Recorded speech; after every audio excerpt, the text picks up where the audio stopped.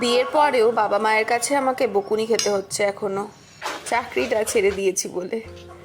High, আমি মনি, আর আমি বিশ্বাস করি এভরি ফোড়ন হ্যাজ ইটস ওন ফ্লেভার। ঠিক তেমনই জীবনের প্রত্যেকটা সিদ্ধান্তেরও একটা আলাদা স্বাদ আছে।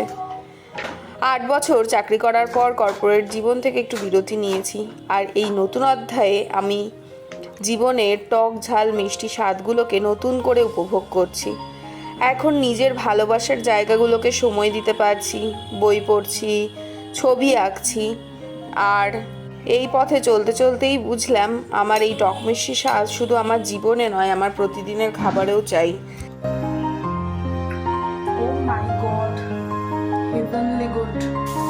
আর পেয়েও গেলাম নিজের হেসেল, যেখানে প্রতিদিন নিজের ইচ্ছে মতো ফোড়ন আর ফ্লেভার্স নিয়ে এক্সপেরিমেন্ট করতে পারি।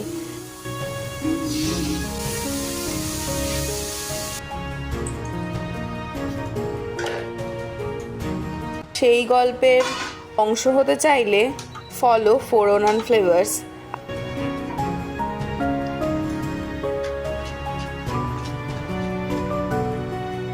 আবার দেখা হবে নতুন কোনো গল্প আর নতুন কোনো ফ্লেভার নিয়ে। টাটা।